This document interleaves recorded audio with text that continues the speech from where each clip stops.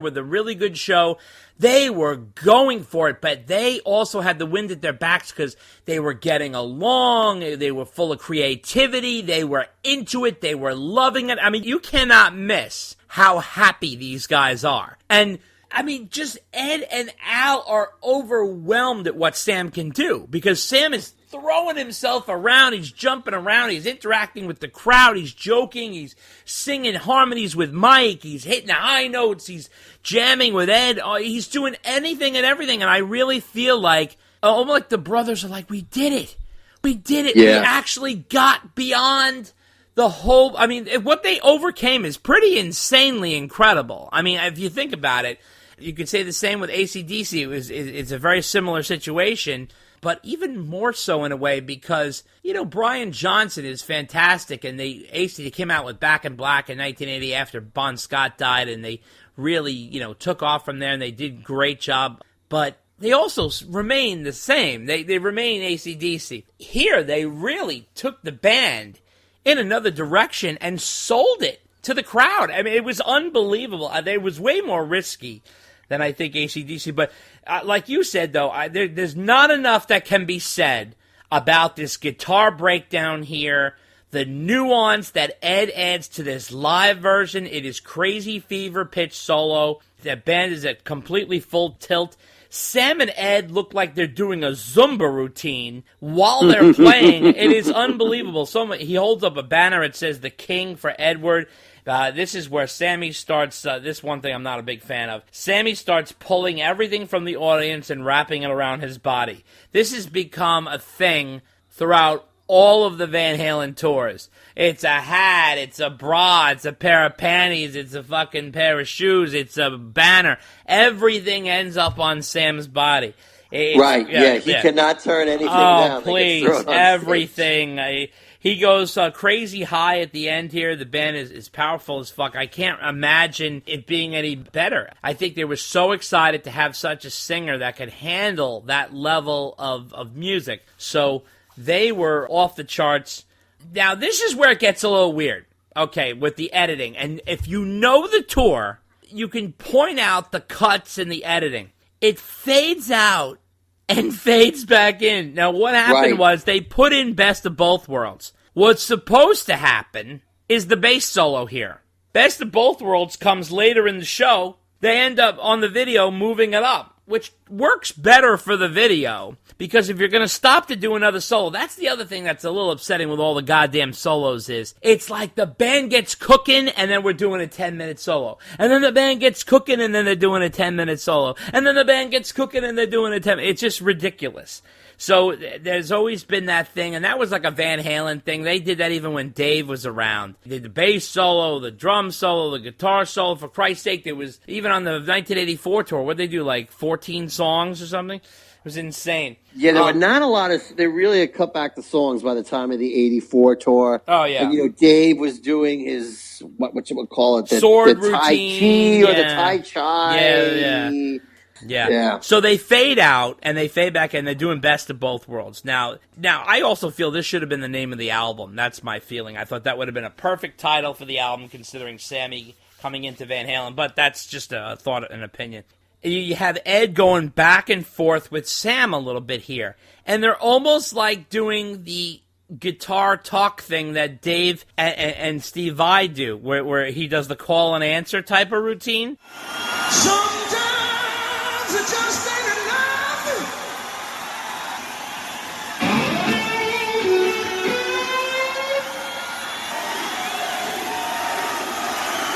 Sometimes it just ain't enough.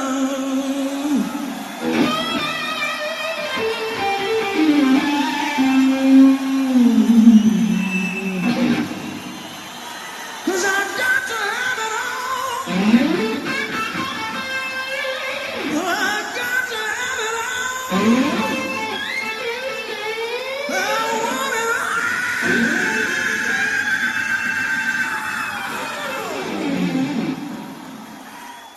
So I don't know if that had anything to do with Dave or Steve Vai or whatever, but because Dave and Steve Vai, that was out at that time. This clip also became, like I said earlier in this conversation, a very popular MTV video, and it became famous for the whole 5150 walk that they do, and that was a lot of fun. I love the editing that they do with Sammy jumping into the 5150 walk. They show it like 3 times, and that became kind of a very iconic moment. Eddie has never been as interactive than he is in this song. Before, he was required to just sort of bring the guitar fire, and Michael Anthony and Alex were there to keep it all down while Dave does the whole show. I mean, Michael's coming out here with his poof shirt, which is kind of funny, from the 80s, and he looks all like a banana sitting at the edge of the stage. It's just really kind of funny when they have the 3 of them sitting there for the breakdown, and it really captures the energy of this band. The song is really extended.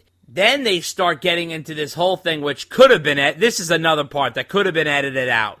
If you edit out the drum solo and edit out the bass solo and edit out this part, you could actually fit in the rest of the songs. This was ridiculous, where they're looking through shoes from the audience, and he's asking for a spray paint can. Oh, yeah, they totally could have edited out like that whole 3 God, minutes. it was I was sitting there going, why is this in here? Why? Like, it totally could have, I guess if you want to see what happens during a Van Halen show. Right.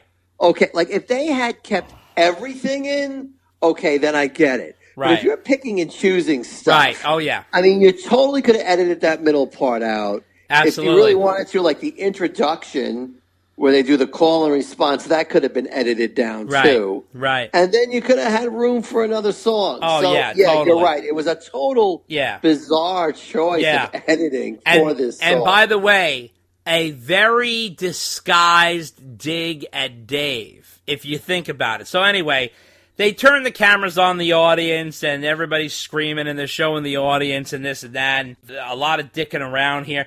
The band has got these shoes, and then he starts going, I know where these shoes are from. Oh, I better not say it. I better not say it. Oh, this is leftover. This is leftover. This is some old stuff.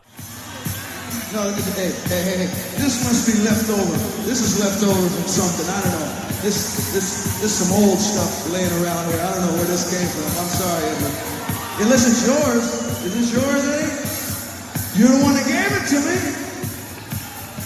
Oh, it's Mike's? Oh, yeah. If it's not mine, it's not yours. It ain't Alf. It must be Mikey's. It's like some women's shoes, but they're sort of like the white, like Dave used to wear those like white Capezio shoes because he used to use them for dancing and also for like the jumps and all the different acrobats he used to do. So Sammy's sort of making fun of Dave there without mentioning Dave. Oh, I didn't catch that. Oh yeah, That's and then he comes out with a purse and he's like, oh, this is some old stuff. Oh, what is this, Mikey's? And you could just tell that there's nothing in this video that says David Lee Who and all this, Roth sucks. And when you went to those shows, oh my God, that was everywhere. And Sammy was talking about it, and he was bringing banners on stage. All that was going on. So they edited that all. Oh, and that was well. Let's be honest. Dave's on the same label, for Christ's sake. Dave's going to turn around and be like, "What are you, out of your mind? I mean, you're putting out product that's ripping into me. That's insane." But you could tell that even the banners that they brought up on stage, it would say like the return of Van Halen, Edward Van Halen, the Kings, Sammy and Eddie, and they were choice about what banners they brought up there or showed that night because they know they couldn't bash Dave. But they were doing this whole thing. Oh, is this purse yours? Oh, if it's not mine and it's not Alex's, it's not Eddie's, it must be Mikey's. And oh my God. And they're dicking her. Oh my God. And you're just like, by the time they finish the song, it's like 11 minutes long. And you could just tell the exact part where they could have brought it back in. And then Sammy's putting on visors and bras and picking up signs, and he's wearing capes. It's like 3 minutes of wasted time. Oh my God. So now, speaking of wasted time, we go into the fucking bass solo. Oh, my God. Now, this, I love Mike, and I love him to death. I really do. And I think he plays a pivotal role at Van Halen. I think he has great energy as a person. He's great on stage. He holds the bass line down perfectly. He works perfect with Alex, and his background vocals are, bar none, absolutely across the board fantastic. Any band would want this guy in their band. But Mikey, oh my God, does he go off the rails? So most of the thing is about Mikey drinking JD, right? I mean, it's all about him pounding JD and slapping picks on his forehead, and he's looking crazy. And he does whip out the JD bass, which is nice to see. No, that's fun. That's always fun. There's nothing wrong with that. Taking the shot at Jay, no problem. But he starts banging on the bass. It's very, like, noise-centric.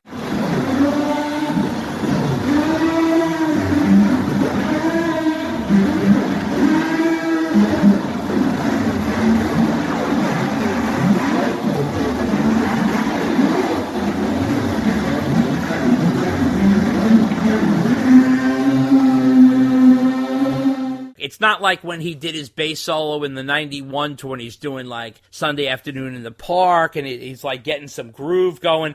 This was really just crashing, loud noises. It almost sounds like the soundtrack to a haunted house. He's just like banging on it, you know, boom, boom, boom. You know, he's in his yellow lemon pants and I mean, listen, guys, this is not Billy. You love those pants, don't you? That's like the third time you brought them up. Well, you know what? All right, here's the thing. You know, I mean, Mike's a bigger guy. I mean, he's not exactly my size, but like, you don't wear yellow. You know what I mean? It's just, you know, like yellow is like for a thin guy like David Bowie. Like David Bowie can pull off the yellow. You know, when you're Mike and you're a little on the thicker side, and everybody, come on, Mikey, I love you, but you know, you don't wear a size medium shirt. Okay, you get an extra large. Your belly's hanging out, dude. Come on, man. You can't pull that off unless you got a stomach like Sammy's where he's got like a washboard stomach. Or, you know, like these guys are walking around with no shirts on. You can't pull that off, bro. Come on. You know, you got a little bit of the chub hanging over that yellow belt. Everybody knows what's going on. So I mean, listen, this is not Billy Sheehan here. Billy Sheehan, you want to see a Billy Sheehan bass solo. That guy rips a solo like you, oh my God, you can't believe it. But listen, nothing against Mike, but it's just, let's be honest, it's a glorified bathroom break for the band. Oh, yeah. I mean, it's definitely more showy than performance-driven. He starts out playing something. Right. And then it gets more showy. But I will say, at least he makes it entertaining. I mean, I'll give him that. Yeah, he makes it entertaining. But, I mean, if you're going there to see, like, a prime bass solo performance like Billy Sheehan, it's not going to happen. But I agree with you. If you're going to start cutting stuff out, come on, you cut that out. Yeah, the stuff was obvious here. Now, then they go into Panama, and finally we actually get to a old Van Halen song. Holy shit, we're fucking halfway through the show. So, you know, Sammy says, let's get back, and he does a nice job with Panama. He does. I'm going to give it to him.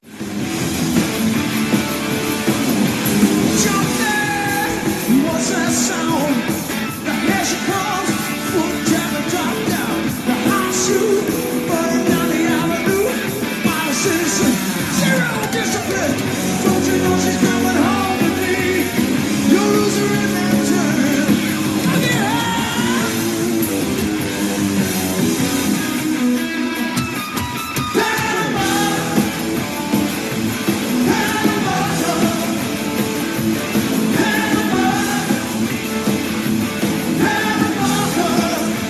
However, I gotta be honest, looking back on it, I feel like they rushed through it. Like they were kind of like banging it out just to get through it. But, you know, Sammy, you know, he does he does reach down between my legs and he's like, it's a little hot down there, but everything's gonna be okay. You know, like he's joking around. I think he's sort of mocking Dave a little bit, which, whatever, I don't give a shit. Are you people hot tonight?